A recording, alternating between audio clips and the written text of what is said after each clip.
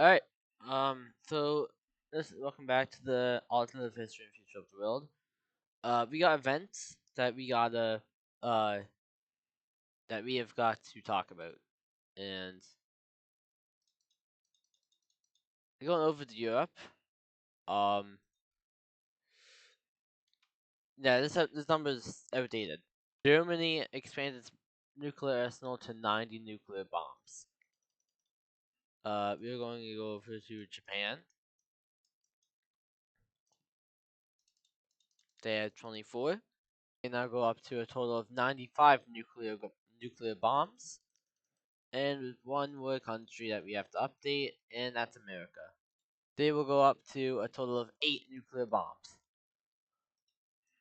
Okay, so with the nuclear, well, we're not done with nuclear stuff yet. This nuclear radiation in Finland, yeah, it's gone. I thought it was gonna be gone this episode, and here it is gone now. So, and then going over to the one in Baku. This one, we see all of the light green being gone. And we'll say a little bit of this.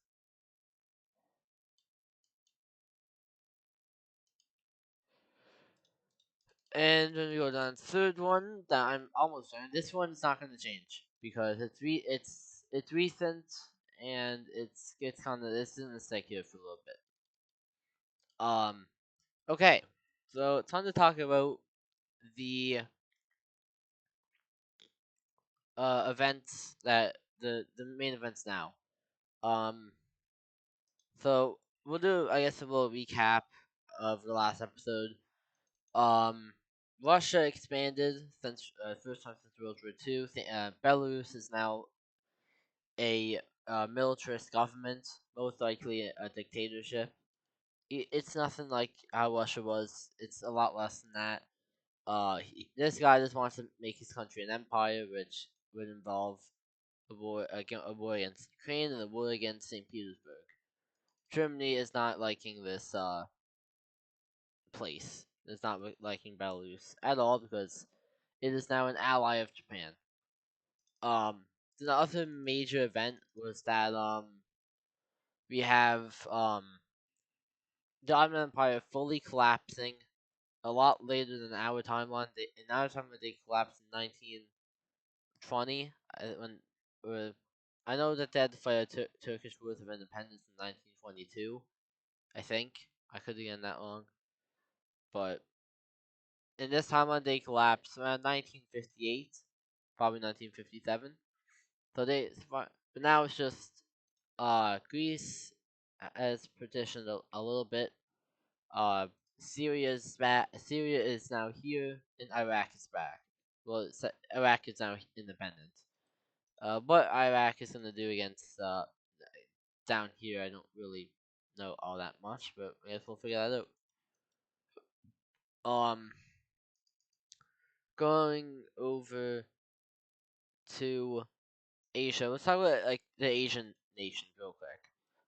They're all terrified of Japan. Japan is the strongest nation over in Asia. Obviously, they have all of Siberia, almost all of Siberia, most of it. They have a puppet state here, an ally here, a puppet state, and a puppet state. The only reason why British Malaysia is independent, well, not independent, but it's British Malaysia. I mean, that might not be lasting for long. British might not be at the end of this. The British Raj, at this point is kind of more centralized towards Britain, as it makes sense because they have a big enemy over at Japan. So if we're talking about that, then yeah. So, but the British Raj will last longer. Pakistan still wants independence, and Burma, yeah, you're gonna have to. They're probably we'll see Burma, but um, we'll set the main course of the episode on. So we're gonna start over here, and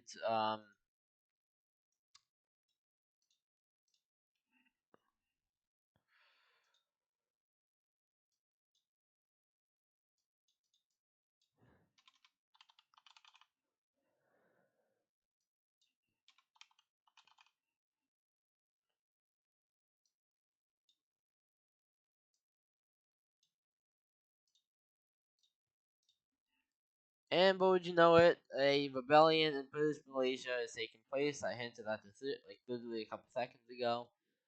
So let's get over this. So over here, it's a lot more resistance. I believe the capital is here. I think I could be wrong, but these guys are just gonna sweep down here, take more of this land, ignore the radiation zone, even though they're dangerously close to it. Um, so yeah, over here is just kind of done for, like it's cooked. Right here it's a lot harder, but eventually the British puppet state government will fall over. And now it gets alright, so it gets independence. Um, now it's kind of Malaysia is quite literally surrounded by Japan. Boom and boom, living on both of the borders. And I mean, Japan says an ultimatum, say be my ally or die, and they say be his ally or be Japan's ally. So okay, so more and more of these independence movements over in Asia, the more Japan gets away. With more puppet states, more allies, but at least it's not a puppet state. They're an ally of Japan, forcefully, but we won't talk about that. Now, um, let's go over to Italy again. So Italy by far has the weakest control of these two colonies here, mainly being the reason of, if you remember back in episode 6, I believe, um, Italy gave them basically sovereignty over the land, but they have to be under the Italian crown because Italy is a monarchy, same as the rest of Europe. So uh, basically, Italy's colonies are gonna break away.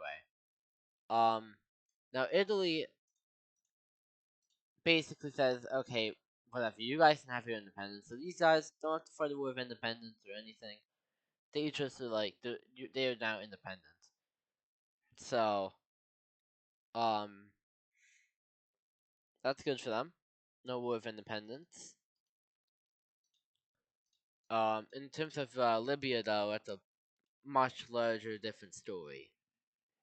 It's a lot closer to Italy, and it has Mediterranean coast, so Italy cares much more about it. But that doesn't mean that the Libyans can't get a deal. But there are talks between Libya and Italy for Libyan independence, but is it likely? Probably not. But we'll touch back on that in the future. Well, later in the episode. Um, let's go over. Let's go over here. Now, Canada has been for the longest time a part of the Dominion. I know at this point it's called the Dominion of Canada, and it still will be, but the British will very the British are going to I can't fucking speak well. I'm cutting this out. What's the fucking words I'm trying to get? I hope I cut this out. I gotta make sure I cut this out. Um,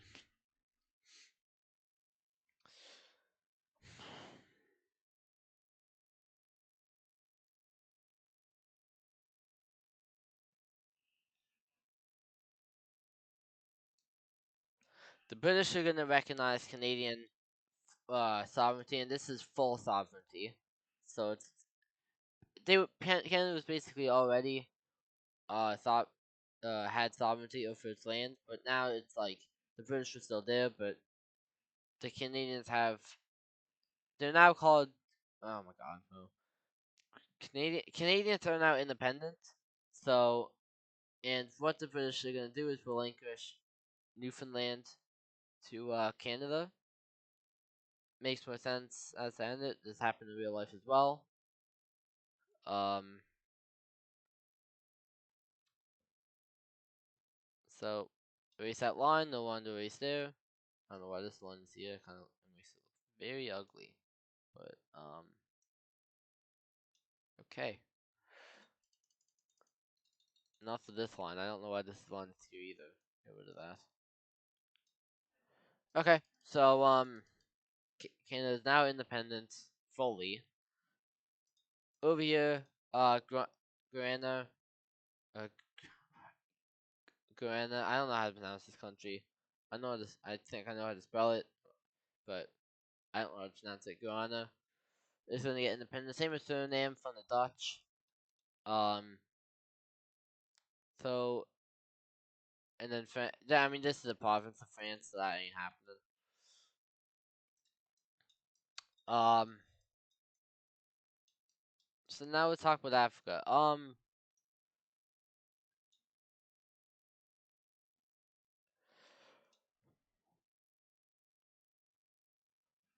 So we'll talk about Africa. This is a very hot spot for the Europeans in terms of independence movement, especially France and UK that own basically almost the entire continent. But it doesn't matter what they do. Um,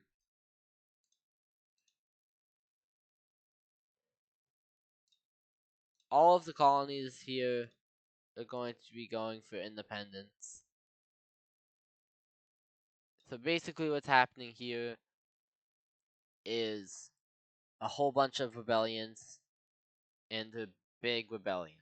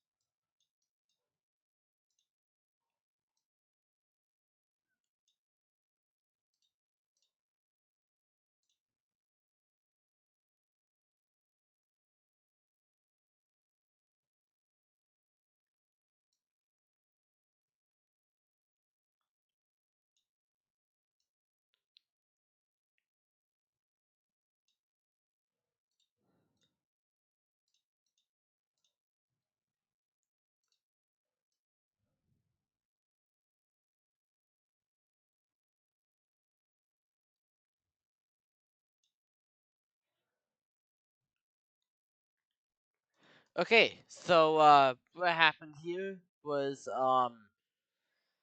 Egypt rebelled, South Africa rebelled, and basically all of Nigeria rebelling as well. Same as like all of this stuff. And Morocco rebels. Um, this is a very big change in the world, and the British and the French are going to respond. And let's see how they do with this new threat to the colonial standing. So over here in modern day Zambia, we have pushes being made, and they do pretty good. They're pushing up.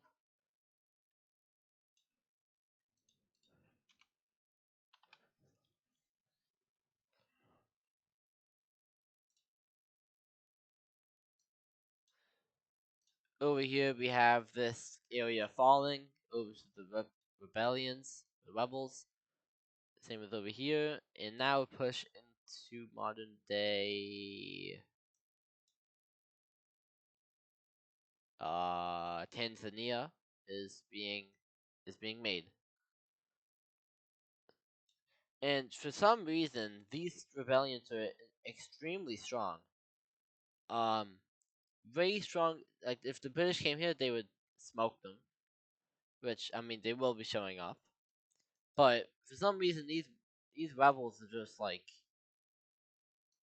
insanely strong. For some reason, it's being speculated that someone is funding them. And right now, the only suspect that they can think of is Japan. The the they're basically saying Japan stop funding these rebellions. This is massive. Like this is like the entire continent rebelling from us. Japan's saying no, we're not funding these, but I mean whoever's doing it is doing a great job. They don't believe it. Japan, the Europe says they're not rebelling. Japan says they're not.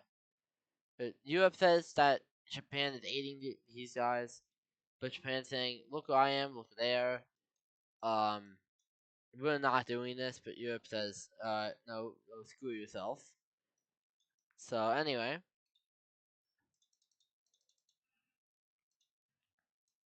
so back over here we have to push it up going through here, and the Nigerian government just completely allows the rebels to just go up into there, and we have push it up being made up here, and it is not going good for the Europeans, but now they are starting to arrive. Well, I guess they would have arrived earlier, but it's mainly for this one. But even then, the French troops cannot put the best that they can do is stalemate them right here in Algeria. Spain is kind of worried about this because this is yo, um, this is like my holding. You're not having this, Morocco. And Morocco's saying I'm gonna come get that. So let's go over the Sudanese front, and it's a bloodbath. The This is where the major battles are happening in the desert of Sudan, and we have a we have this getting cut off. It's now up to the point where Ethiopia wants to wants African independence, and they're happy with what's going on, but it's also we bought this land from the British. I don't know if we should really be fun. We should aid these guys or not, but uh, who knows? I mean, the real funder of this rebellion. I mean, it could be Japan. It could be I mean, who else could it really be? Japan is the second strongest country in the world. I mean, who else could it be? I'm kind of so going back to the Tanzanian front. We have a push up in the coast, and there's the British. It's at this point where the British central government is saying okay, no, screw the British, let's just surrender. So what we have now is little pockets of this place basically leaving the British. Like over here we have this happening. Now Somalia is definitely aiding these, same as Eritrea, and same as these guys. You basically have the whole continent going after you, and um it's about the time where yeah, so about those deals, they didn't go well. Um they met in Rome, and the talks there were really equivalent to the talks between Trump and Zelensky when that happened. And actually when the um Libyan governor Libyan prime minister, I guess. Um, after he said we're declaring independence when I get back home.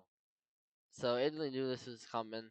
The talks were horrible. So it's kind of at this point where Europe is essentially lost. They lost their colonial factors over in Tunisia. Um, it's in Algeria, like the coast is wiped out. So, and then when you get to the point where this is all desert besides over here, and this is where the focus are. Same here. I'm pretty. Oh, this say I don't know if this. I don't know what that was, but we're gonna ignore it. Morocco just completely goes down here and takes all this land. And when you get to the point where all you have to do is invade some desert, yeah, no, you lost. This is Europe's biggest defeat of the Cold War, and it's baffling to the Europeans. Like to Germany, this is like it's it's bad for them, but it's to be honest, they don't really care as they already lost their colonies to France when after World War One. So um, it's kind of like you don't really care, but we do care at the same time because it weakens our allies. Um, so let's go into the peace treaty. This is going to be a massive. It's we'll say it takes place at. You know what? It's gonna take place at the Berlin at Berlin. It's because Berlin Conference divided up Africa, and this peace treaty will decolonize Africa. So it'll be like the Berlin Conference too, I guess. I don't know, but anyway, I'm gonna get to this peace treaty. Okay, so here's the peace treaty. Um, first, so we'll go from north, I guess north to south. So northern Africa, we have Morocco getting independence, Algeria getting independence, Tunisia getting independence, Libya getting independence. Um, we have Egypt getting independence and going all the way down to modern day Sudan. Um, Sudan. So and then here's the actual Sudan. We have Chad getting independence. We have this country getting independence. We have Togo and Benin getting split and we actually getting merged. We have this country. I guess I would call this Ivory Coast. Um, this country up here is really just a whole bunch of like. When I was doing the peace treaty, I was like, I don't want to have a whole bunch of space in here because it's kind of like it's a whole bunch of desert. So I'll just get rid of all of the colonies over here and merge them all to make one country. Um, a mixture between Kenya and Tanzania, Burundi and Rwanda is made. I think Rhodesia gets independence, and then South Africa. That is so at this point, I don't think there's any colonies left in the world. Oh yeah, Australia, New Zealand, yeah, same as Canada, they get independence. Um, so yeah, there's officially no more colonies in the whole world, and some look at this as like a good thing. Europe is not. Europe is only controlling its nations, controlling itself. Um, but also it's kind of bad for Europe. They just lost a lot of power. So maybe that power scaling might be a little bit different now. But time to go up back to Europe and do some actual wars now. Belarus. Yeah, they're still hungry for land. But who will they be invading? Um, well, if you invade Ukraine, you'll get Germany pissed off, and then you might have them intervene. So no Ukraine for now. So yeah, how about St. Petersburg? Um, this is coming up for a while. I kind of hinted at it last episode with the border border argument that they had. But these nations, St. Petersburg is actually stronger than Belarus here. So, but then again, Belarus has better logistics. So they are just they're gonna hold out. Germany is going to be like, yo, stop this, Belarus. This is not why we gave you independence in the first place. They say, screw off, mind your own business. So then we have the St. Petersburgians,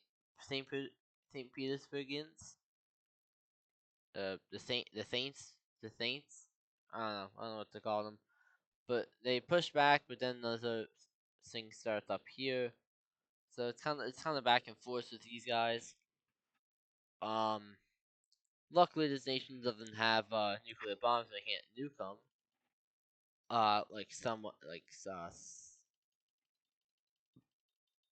Like someone did last episode.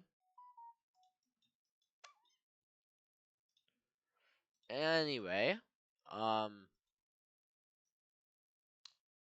so it's gonna get to the point where the better logistics is very much working in their favor, and they're just like, okay, just want to let's get a peace treaty, cause I'm not about to do this, and they're like, good, smart decision. All right, in the peace treaty, we have Belarus taking a little bit of land, and it's not all that much, um, but it's definitely land nonetheless. So Belarus's plans to kind of just lay low for a bit and die down.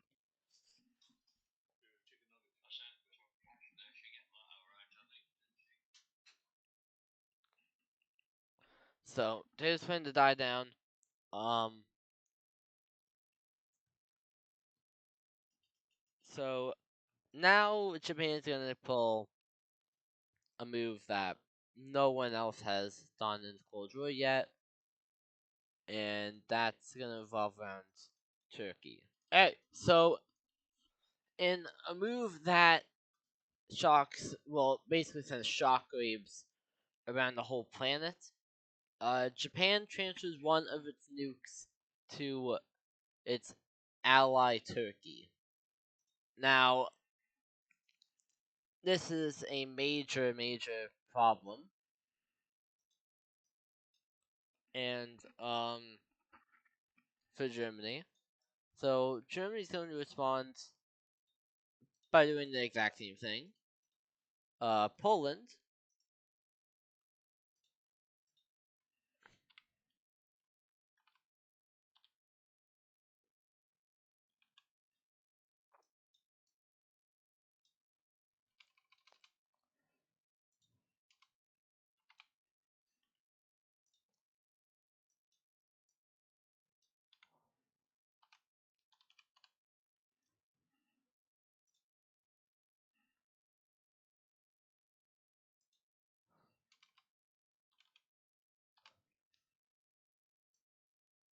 Poland's gonna get one nuclear bomb from Germany, and